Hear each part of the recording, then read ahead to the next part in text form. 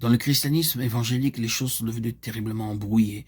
Et ce qui est nécessaire, c'est évident, c'est la reconstruction de ce qui est défini clairement et avec exactitude ce que Christ est. Ce Christ doit être clairement compris et connu. Et tous les éléments de confusion qui compliquent et embrouillent seront éliminés. La muraille était une chose déterminante. Cela signifie spirituellement qu'elle se dresse pour représenter le réel caractère de Christ. J'ai dit quelques audios auparavant qu'il y a beaucoup de choses à l'arrière-plan de ce que je dis qui ne peuvent pas trouver d'expression maintenant. Mais j'ai réfléchi au sujet des murailles, examinant les murailles en général d'un bout à l'autre de la Bible et passant de toutes les murailles historiques à la grande muraille qui englobe tout à la fin du livre de l'Apocalypse, la muraille de la Nouvelle Jérusalem. Et je trouve entre autres choses qu'une muraille doit définir le caractère ou la nature de ce qui se trouve à l'intérieur. C'est vrai, n'est-ce pas, de la grande muraille de la Nouvelle Jérusalem à la fin de la Bible. Son trait distinctif principal, vont nous dire, est son caractère, sa gloire, sa beauté, sa pureté. C'est le caractère de Christ qui est la première chose concernant son témoignage. Et cela doit être établi et très clairement défini. Et ensuite, vous pouvez penser que ceci est une distinction sans aucune différence, mais il y a une différence. La muraille représentait une démarcation, c'est-à-dire une distinction. Ici, les choses ne sont pas du tout mélangées. Ici, à la muraille, il y a une déclaration et un établissement de faits. Ce témoignage est un témoignage distinctif. Ce n'est pas une chose générale. Ce n'est pas quelque chose qui introduit en elle-même toutes sortes de choses différentes, c'est clair. C'est distinctif. Elle a une chose à dire, et cette seule chose est, seul ce qui est de Christ peut entrer peut-être à l'intérieur de ceci. Or, cela est très pénétrant et très frappant.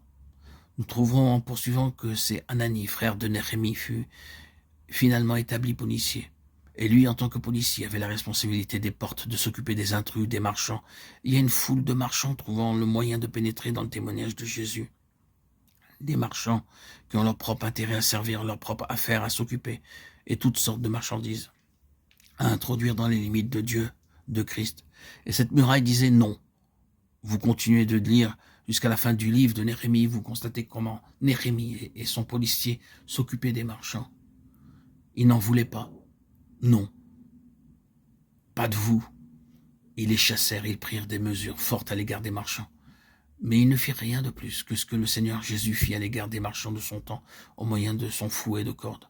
Non, le message simple est celui-ci. La muraille parlait d'une distinction entre ce qui est précieux et ce qui est vil, et cela couvre un vaste domaine. Elle fait une distinction très nette entre ce qui est de l'Esprit de Dieu et ce qui provient d'un autre esprit. Et en troisième lieu, cette muraille représentait une défense. C'était quelque chose qui était placé comme dans une position de responsabilité.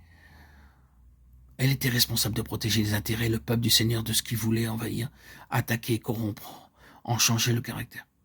Le Seigneur a besoin d'un témoignage qui défie tout, qui ne permettra pas à quoi que ce soit qui n'est pas entièrement du Seigneur de passer.